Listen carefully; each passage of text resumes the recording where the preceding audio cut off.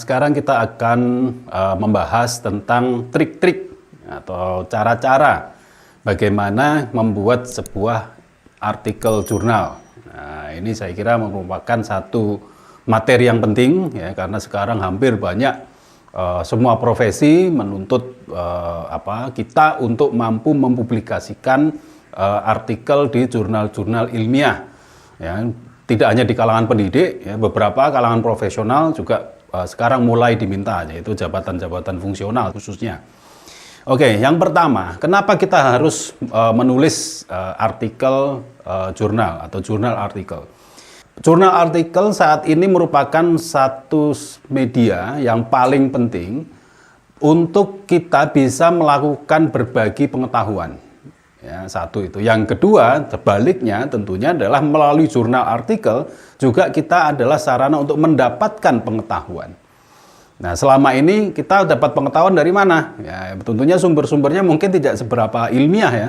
Dari grup WA, kemudian dari sosial media atau dari koran dan sebagainya. Nah, itu adalah sumber-sumber yang biasa kita gunakan untuk mendapatkan informasi. Padahal keabsahan dan validitas serta keakuratan informasi yang kita dapat dari sumber-sumber tersebut tentu saja masih banyak untuk dipertanyakan. Bukan berarti kalau kita mendapatkan atau menyerap informasi dari jurnal artikel ilmiah itu pasti benar, ya, tapi paling tidak dia sudah menempuh sekian banyak uji, ya, diuji oleh reviewer, diuji oleh metode penelitian dan sebagainya, sehingga hasilnya informasi yang ada di dalam jurnal artikel itu akan lebih valid dan lebih akurat dibandingkan sumber-sumber yang lain. Nah, sekarang bagaimana strategi kita untuk dapat menuangkan dan mensosialisasikan gagasan kita ke dalam jurnal artikel? Nah, yang penting adalah pertama kita harus mampu untuk memilih kira-kira jurnal apa yang mau kita target. Nah, kalau tulisan kita dan gagasan kita sudah masuk dalam jurnal ilmiah, tentu saja reputasi kita sebagai seorang pemikir, ya, reputasi kita sebagai seorang profesional itu akan semakin tinggi apabila kalau pikiran-pikiran kita kemudian tersosialisasikan dan banyak diikuti dan banyak di-refer oleh banyak orang. Nah, yang pertama adalah kita tadi sudah saya katakan kita perlu untuk memilih kira-kira jurnal apa atau jurnal mana yang akan kita tuju sebagai sasaran kita untuk mendaftarkan atau mensubmit tulisan kita ke jurnal tersebut. Nah, untuk memilih ya jurnal yang pertama tentu saja kita harus memilih bahwa jurnal itu harus berkualitas. Ya. Jurnal yang tidak berkualitas apa ada? Oh, banyak. Ya. Kalau dalam dunia internasional itu disebut dengan jurnal predatory. Ya. Jurnal predatory itu biasanya isinya itu adalah dia menyebutkan jurnal, misalkan jurnal tentang pemerintahan begitu. Nah, tapi isinya itu artikel itu dia comot dari berbagai jurnal-jurnal yang lain, kemudian kita submit di situ, ya, kita juga termasuk menjadi korban ya, dari predatory jurnal tadi. Nah, biasanya jurnal predatory ini ada daftarnya dan itu ada bisa Anda cek di internet, tinggal di search saja predatory journal dan itu nanti akan keluar ya daftar nama-nama jurnal predatory. Jadi jurnal yang berkualitas itu satu syaratnya adalah dia tidak boleh masuk dalam kategori jurnal yang bersifat predatory.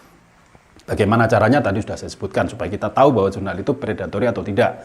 Nah, yang kedua, tidak sekedar predatory, dia harus terindeks oleh lembaga rating yang terpercaya.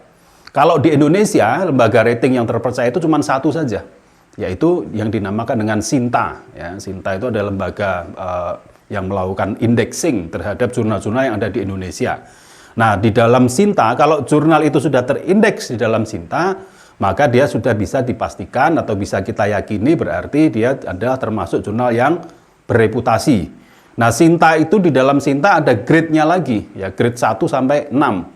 Nah, grade 1 itu yang paling tinggi, ya. Jadi oleh tim yang ada di Sinta, di Dikti itu sudah dinilai, dievaluasi, kualitasnya bagus, kemudian banyak di-refer banyak orang sehingga nilainya tinggi dan itu masuk dalam kategori Sinta 1.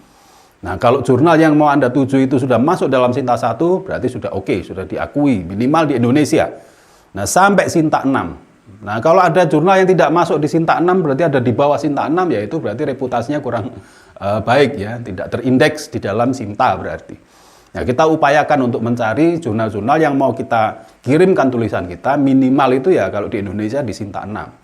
Nah, tapi kalau Anda ingin supaya reputasi kita atau pengakuan kita sebagai seorang profesional itu diakui di tingkat dunia, itu banyak sekali lembaga-lembaga indeks. Yang paling populer itu adalah Scopus. Ya, Scopus itu yang paling populer, paling banyak di refer, ya, apalagi di Indonesia. Nah, kalau Sinta tadi ada grade-nya 1 sampai 6, kalau Scopus itu grade-nya 1 sampai 4. Ya, atau Q1 sampai Q4. Nah, kalau Q1 itu yang reputasinya paling tinggi, sehingga kalau Anda berhasil memasukkan tulisan dalam jurnal yang terindeks Scopus dan key-nya itu adalah Q1, ya, berarti tulisan Anda sudah melewati berbagai macam ujian, ya. Karena untuk lolos dalam Q1 itu reviewnya begitu ketat, dan yang mereview itu orang pakar-pakar di seluruh dunia di bidang tersebut. Oke, jadi satu itu adalah ketika Anda ingin mempublikasikan, Anda harus tahu target jurnalnya, dan untuk mengetahui target jurnal, pastikan jurnal itu berkualitas. Syukur-syukur bisa sampai Scopus yang Q1, tapi at least kalau memang belum sampai ke sana, ya minimal ya Sinta 4, Sinta 5 itu paling rendah. Ya. Sinta 6 itu sudah sangat terbatas sekali. Yang kedua, dalam menentukan jurnal mana yang akan kita gunakan untuk mempublikasikan pemikiran kita harus tahu audiensnya dia siapa. Ya, oleh karena itu, kalau kita masuk dalam lembaga-lembaga indeks, ya Thomson, kemudian Scopus atau Sinta atau yang lain, itu sudah ada spesifikasi, sudah ada kelompoknya. Oh, ini jurnal tentang arsitektur. Berarti pembacanya adalah orang-orang yang tertarik dengan isu-isu tentang arsitektur. Oh, ini jurnal tentang administrasi publik misalnya. Berarti yang akan membaca itu adalah orang-orang yang tertarik dengan masalah administrasi publik. Nah, sehingga kita harus tahu audiens kita itu nanti siapa.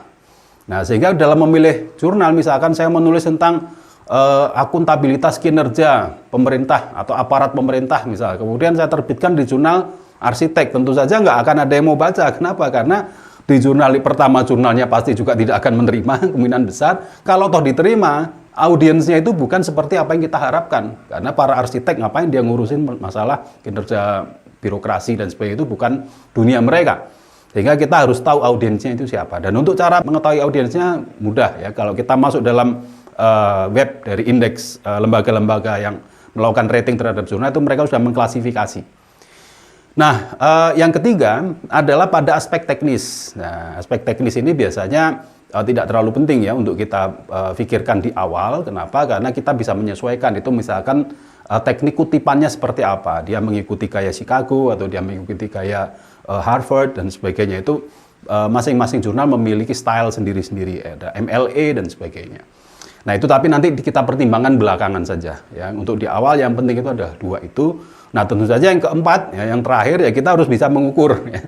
Kira-kira apakah karya ilmiah yang mau kita publikasikan itu nyampe nggak pada standarnya jurnal Q1. Nah, caranya gimana? Ya kita harus membaca sampel barangkali 5-7 jurnal Q1, kita baca kedalaman analisisnya, datanya kita bandingkan dengan punya kita. Wah, kok kayaknya nggak nyampe nih kualitasnya. Jangan memaksakan diri ya, karena nanti kita mungkin ditolak, merevisi banyak kerjanya jadi berkali-kali. Nah, tapi kalau kita lihat hasil karya kita dibandingkan dengan jurnal-jurnal Q4 misalnya, kok sepertinya jurnal saya ini agak sama kualitasnya dengan yang Q4. Nah, itu bisa kita bidik ya untuk sasaran jurnal itu. Sehingga yang keempat, yang maksud saya itu adalah kita mengukur kira-kira kualitas dari artikel kita, kualitas dari tulisan kita itu kira-kira masuk atau tidak ke dalam standar grade yang tadi sudah saya sebutkan. Poin yang kedua, ya, setelah kita menentukan jurnal mana yang mau kita sasar dan kita dalam memilih itu kita sudah memiliki kriteria. Yang kedua adalah bagaimana kita bisa membuat sebuah tulisan yang itu kira-kira penilai dari masing-masing jurnal itu langsung cocok dan langsung jatuh cinta dengan tulisan kita. Ya, jadi bagaimana trik-triknya membuat mereka jatuh cinta dengan tulisan yang kita buat.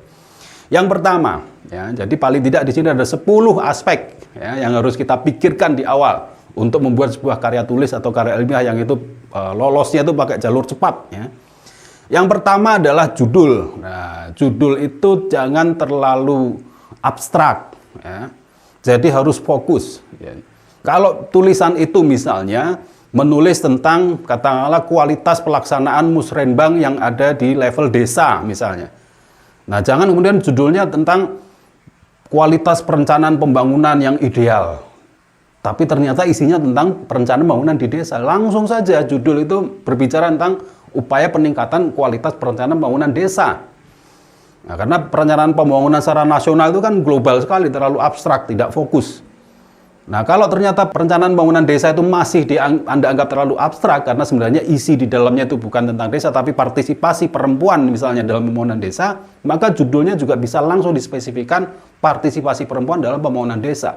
Sehingga orang membaca judul saja sudah tahu kira-kira seluruh isi artikel itu tentang apa. Tapi kalau isinya adalah partisipasi perempuan dalam pembangunan desa, terus judul artikel Anda adalah kualitas perencanaan pembangunan di Indonesia, nah itu nggak nyambung ya. Di situ bicara hal yang spesifik tentang peran perempuan dalam musrenbang desa, ternyata judulnya tentang perencanaan secara umum. Nah itu judul itu harus fokus dan spesifik dan dibuat agak sedikit catchy. Ya. Catchy itu ada agak sedikit menarik perhatian. Misalnya Anda bisa juga menggunakan kalimat tanya.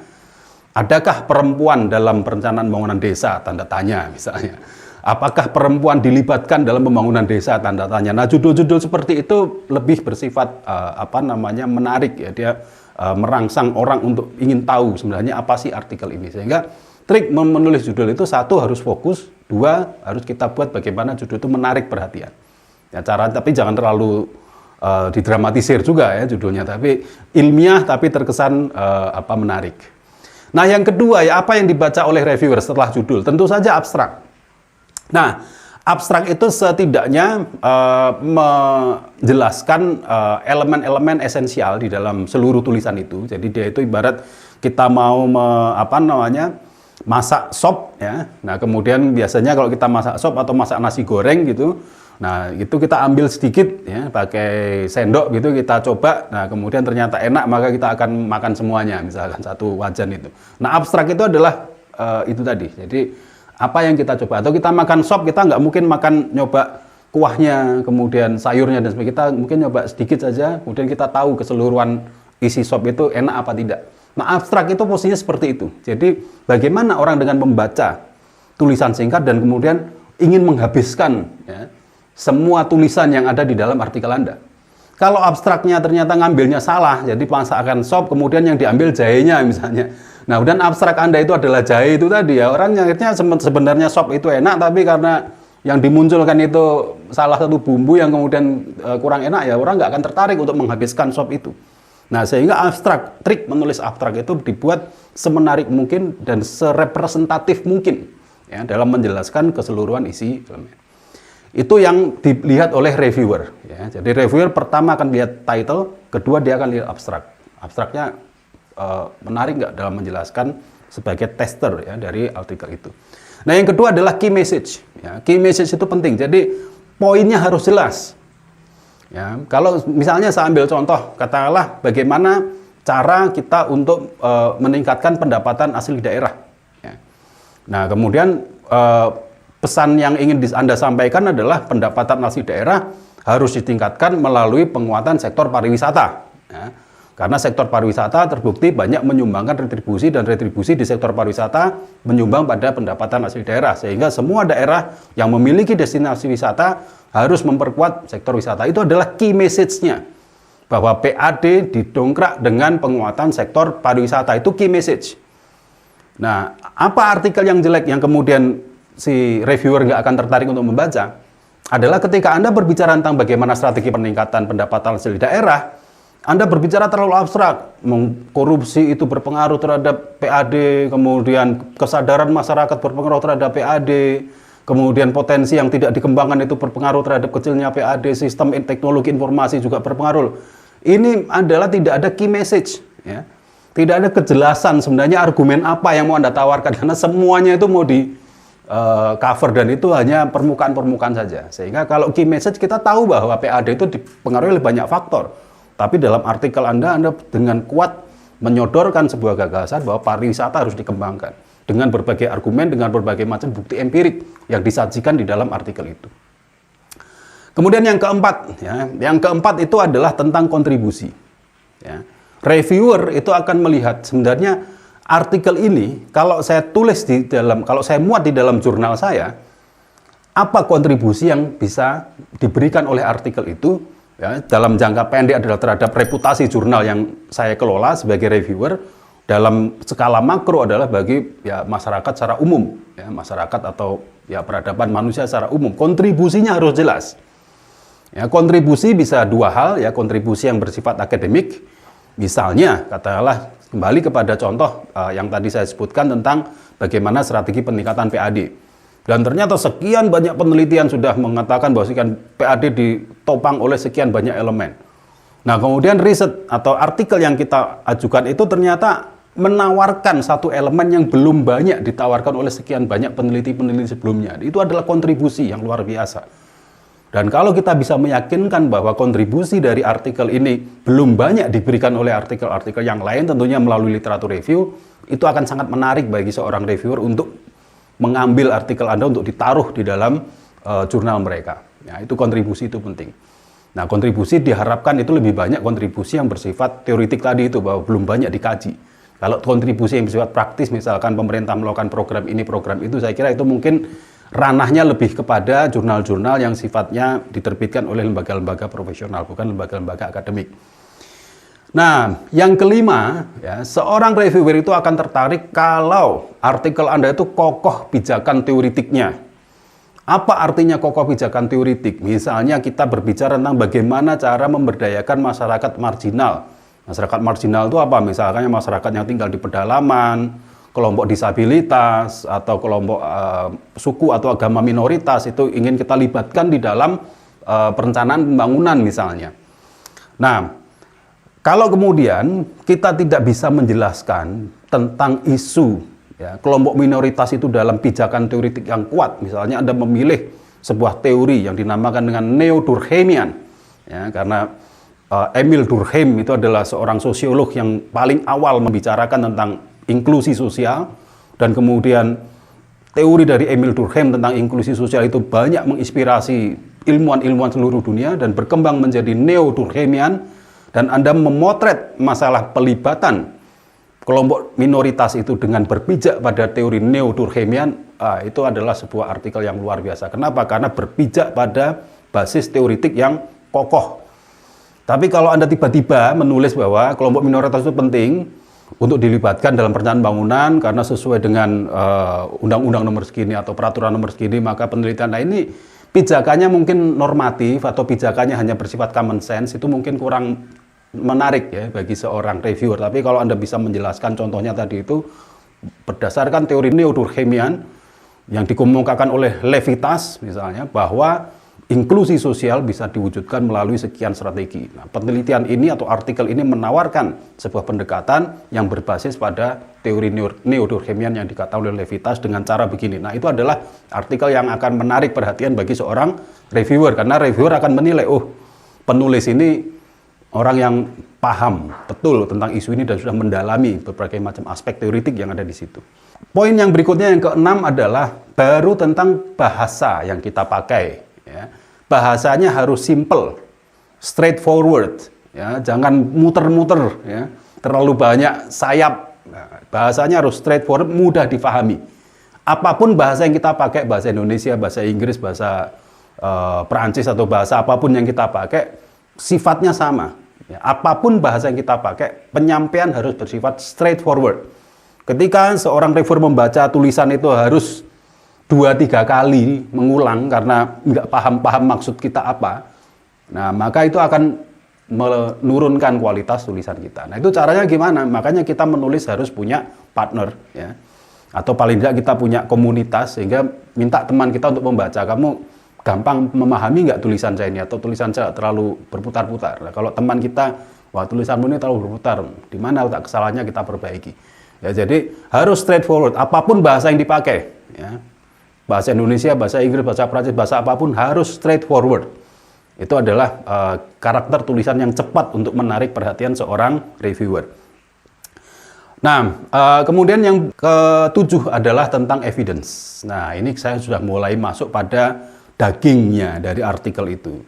Jadi yang dicari oleh seorang reviewer itu adalah pertama itu argumennya yang tadi di awal-awal. Yang kedua adalah bukti apa yang kita gunakan untuk mensupport dari argumen kita itu evidence.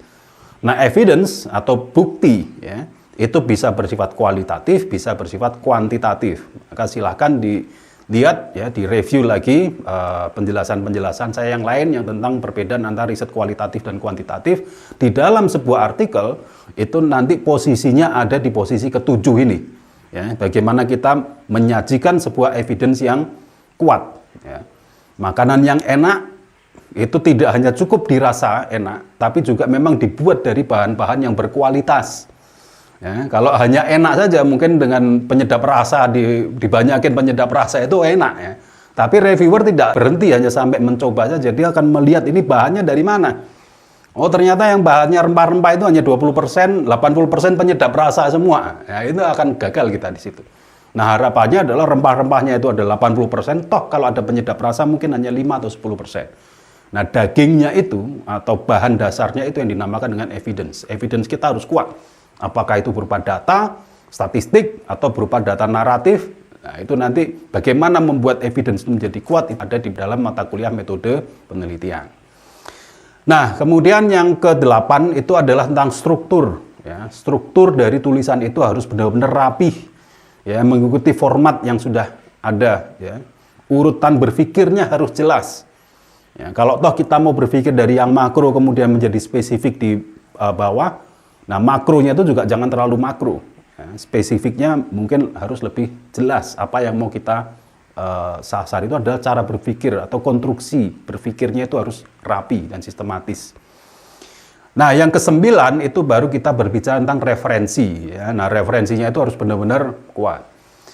Sebagian besar jurnal reviewer itu berharap referensinya itu baru. Ya. Baru itu artinya ya mungkin 5 tahun terakhir atau at least 10 tahun terakhir ya. Sebagian besar kenapa harus kita mencari referensi yang baru-baru, karena itu menjadi alat ukur apakah si penulis ini update atau tidak tentang isu itu. Nah, kalau kita menulis tahun 2020, kemudian referensi kita 80% itu 1990 misalnya, kemudian yang 2017 itu cuma 1, itu sudah melihat atau mengindikasikan bahwa kita itu tidak terlalu update dengan isu ini, sehingga yang kita baca itu sudah terlalu ketinggalan dan mungkin apa yang kita tulis juga sudah ditulis oleh banyak orang dengan kualitas yang jauh lebih baik misalnya. Sehingga kita harus menjaga betul bahwa tulisan atau referensi yang kita kutip itu benar-benar updated, ya. Tahunnya benar-benar baru, sehingga kita bisa meyakinkan bahwa kita mengikuti perkembangan dari isu tersebut. Tidak hanya tahunnya yang baru tentu saja, tapi temanya juga harus sesuai dengan judul dari artikel kita. Bagaimana dengan buku-buku lama, misalkan buku-buku babon, katakanlah buku yang ditulis oleh Adam Smith, buku yang ditulis oleh David Ricardo yang itu mungkin abad ke-19, tidak apa-apa, ya. Atau buku yang ditulis oleh John Maynard Keynes misalnya sekitar tahun 1920 atau 1930, tidak apa-apa, asalkan memang informasi yang ada dalam referensi itu relevan untuk menjelaskan apa yang kita ingin tulis. Dan memang buku-buku atau sumber-sumber lama itu bersifat inti, ya, core. Nah terakhir ya, ini yang tadi sudah saya jelaskan, terakhir maka kita harus meluangkan waktu dan tenaga untuk mengurusi hal-hal yang sifatnya teknis. Apa artinya? Misalnya kita sudah menarget jurnal itu ada 3 jurnal yang mau kita sasar. Ternyata setelah kita lihat 3 jurnal ini gaya penulisannya berbeda satu dengan yang lain.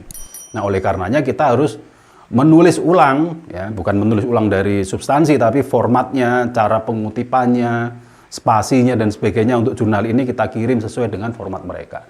Kenapa saya katakan ini penting? Karena ketika Anda mengirim dengan format yang seperti kita mau, kemudian reviewer menerima file dari kita, dan ternyata formatnya tidak sesuai dengan jurnal mereka, reviewer bisa tersinggung. Ya. Anda ini mau menulis di jurnal saya, tetapi kok tidak mau untuk memformat sebagaimana yang saya minta. Jadi biasa aja busur yang terakhir ini, yang kelihatannya sepele, yang kelihatannya teknis, ini bisa menggugurkan hal yang sifatnya substantif. Ya karena tadi ketersinggungan ya. Ibarat misalnya kita datang ke rumah orang dan dia itu mungkin adalah seorang tokoh adat tertentu yang orang berpakaian harus begini, kemudian kita datang ke rumah dia dengan pakaian yang seenak kita sendiri, ya kita meskipun niat kita baik masuk ke rumah itu, tapi dengan pakaian dan tata cara yang tidak menghormati orang tuan rumah, maka kita mungkin tidak diizinkan masuk.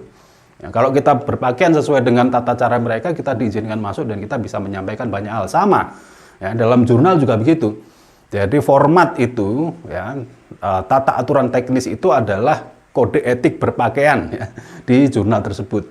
Nah, sehingga kalau kita sudah mengikuti kode etik mereka, mereka mungkin akan nyaman, oh berarti penulis ini menghormati jurnal kita, sehingga kemudian dia tertarik untuk mendalami dan membaca lebih lanjut, dan mungkin itu menjadi pertimbangan utama bahkan untuk menerima dari jurnal atau artikel yang kita tawarkan untuk diterbitkan di jurnal mereka. Nah, itu adalah aspek pertama. Ya. Masih banyak lagi aspek-aspek lain tentang bagaimana strategi dan trik-trik ya, menulis artikel jurnal yang akan kita jelaskan pada bagian berikutnya. Terima kasih dan sampai jumpa.